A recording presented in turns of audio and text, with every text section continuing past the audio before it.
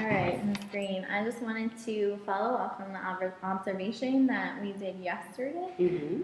So first, I just wanted to say thank you for letting me come to your classroom and observe. And you already know that this is mostly to help me to learn more about the class. So I just had a couple of clarifying questions. So for the do now, the scholars were studying their multiplication facts. You had the timer set.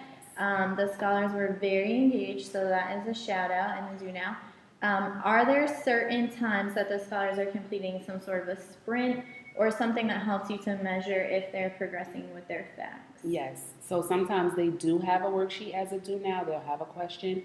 And a lot of times before they go on a computer for Zern, they'll do a worksheet. And also as extension work, we use Engage New York, their sprints.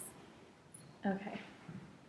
Okay, and then for the hook, I didn't notice that there was a hook. Is there a certain hook that you use? And then how are you ensuring that your scholars are motivated and ready to learn? Sometimes we use videos as hooks, like Learn Zillion and YouTube videos and the songs, because the kids usually remember. But because it was Thursday, we don't usually do a hook on Thursdays. We usually do that on Mondays when we first introduce the material. Okay, so being that you usually do it on Mondays, do you think it's necessary to do it every day, or do you think Mondays is enough? I think Mondays is enough. Okay, and they did seem really engaged. Okay. Then just thinking about the oral drill questions, I know that they were doing the do now, and you said sometimes they do the sprint. Are there any oral drill questions that could be effective in just quickly checking for understanding that they do know their facts? Yes. Sometimes we do, like, we'll roll our numbers.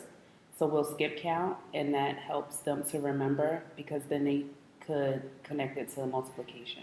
Yeah, and I think that's a really good idea. So just maybe making sure that that's happening every day so that, they're ready and prepared to be practicing that might be a good idea. Okay. Okay, so for the introduction to the material, you stated the objective, which I thought was very important. For the I do, you pointed out the misconceptions in a specific problem that you had gone through, and the scholars seemed to already know before you even got to it what that misconception was. So that's great because they are aware of their common mistakes. So then the we do, again, you had a problem on the board and the scholars were completing it on a whiteboard while you were walking around and monitoring. When you did ask what was 4 times 4, I noticed that CME was ready to participate, but that he hesitated. Right. So what methods of checking for understanding could you use to make sure he knows? Right. We could use just like verbal check for understanding, and we could also, I could check in with him to make sure that he's understanding. And when we do the verbal check for understanding, it's like whether you get it or somewhat get it or don't get it at all. And the kids are usually pretty honest, and they'll let you know if they don't understand it. Okay, and then I think it's good that you're using the thumbs up, thumbs down, so you can get emotionally how they're feeling about it. Right. What types of oral drill things do you think that we could do quickly to make sure that he understands 4 times 4? So we could skip count by 4s. We could do the fluency drills. Yeah, that's a good idea. What clarifying questions could be used to check for understanding that the scholars understand to regroup the 1? So for example, you had 16 underneath the problem, and they did know that it was incorrect, but how could you check they understand why the 1 is regrouped?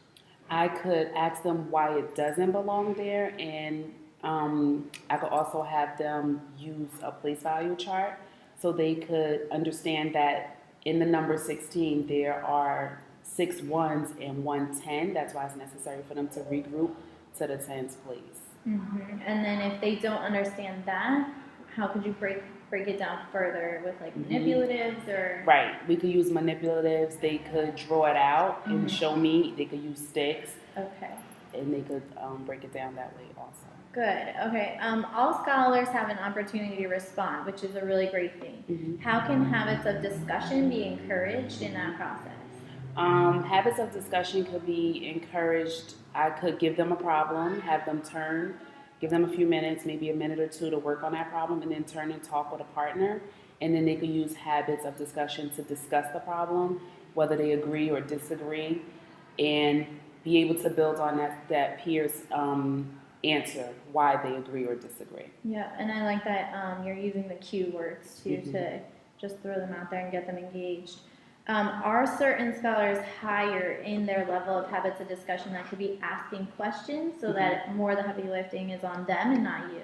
Yes. Okay. I do have, it seems that the girls are more inclined to use their habits of discussion than the boys are. The boys may require more prompting.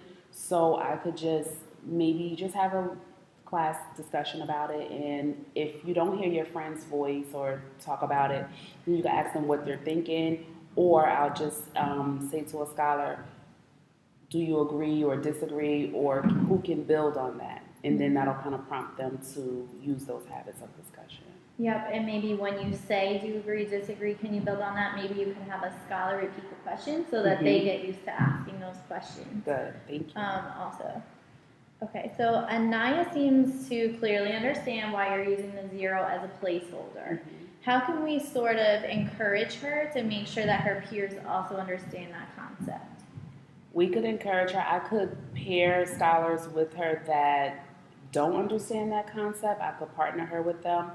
And also I could have her go to the board to explain it. So have her model the problem instead of me modeling the problem.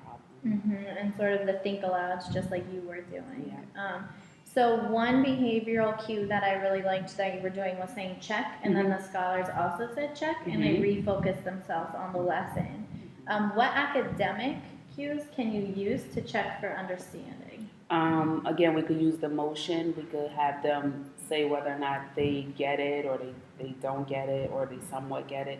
So they would just say, thumbs up if they get it, I somewhat get it, thumbs to the side, and then just thumbs down, I just don't get it at all.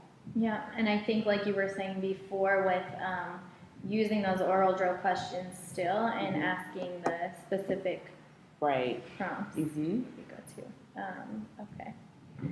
So during differentiation, Anaya answered the problem correctly that was on her board. So you went over and acknowledged that, and that seems to be, a great way of praising her. How could you check, though, that she understood the steps and really what she was doing to solve the problem? Yeah, so I could have her think aloud and describe to me how she achieved her answer. So after each step, just have her explain it to me, and to see if she actually understands what it is that she's doing. That process, yeah.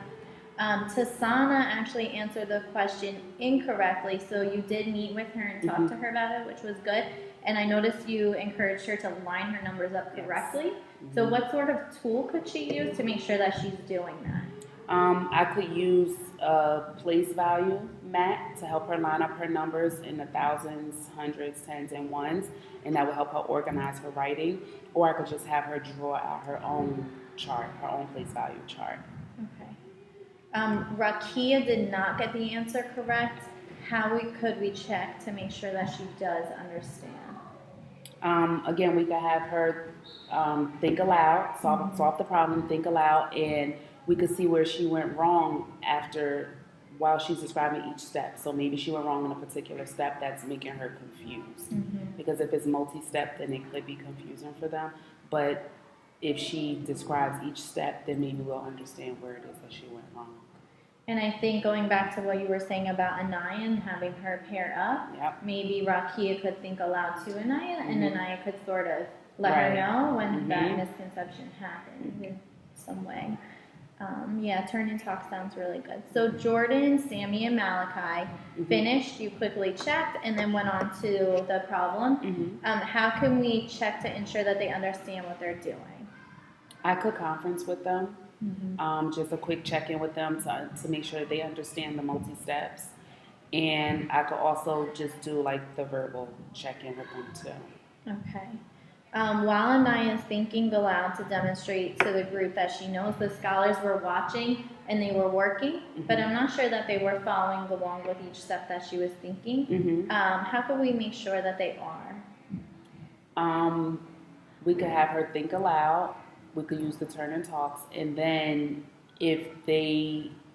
because they're still trying to focus on their work, we could provide them with additional time to give them that extra time to work through their problem, and then just to let them know that they're supposed to track the speaker when the speaker's talking, and that pencils and markers should be down.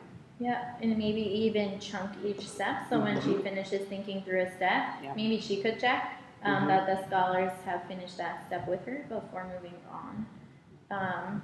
The independent practice looked really great. The scholars were working mostly independently, asking for help when needed. I saw you were walking around asking those clarifying questions, so that was good. Then they completed their exit tickets. So in looking at your exit tickets, do you believe that they achieved the objective, and how do you know? I do believe that they achieved the objective. 5 out of 6 students answered the question correctly. Well, that's good, yeah. And then for closing, you were having some sharing out going on. So how do you feel that sharing out was effective? I think that sharing out is effective because I feel like the scholars pay attention to each other more, and sometimes when a peer is modeling a problem, they're more engaged and they understand it better because it's their peer that's actually explaining it. So I think that works well. So that is all of the lesson plan questions. So I guess if there were 3 takeaways, what 3 things do you think might be helpful for moving on to the next lesson? For moving on to the next lesson, I would consider providing them with additional time to let them get their guided practice or their whiteboard work done before someone else starts to speak, so that way they could just focus on one thing at a time. I would also stop after each step if it's a multi-step problem and explain it and do a check for understanding after each step as opposed to the whole problem itself. And finally have them turn and talk and use the habits of discussion to discuss why they agree or disagree with one another. Yeah, so I think those are good. So I'll send the questions to you, and then if you could just do your 3 takeaways. Okay. The only other thing that I would say as a takeaway is just using that oral drill a little bit more. But all right, thank you. Thank you.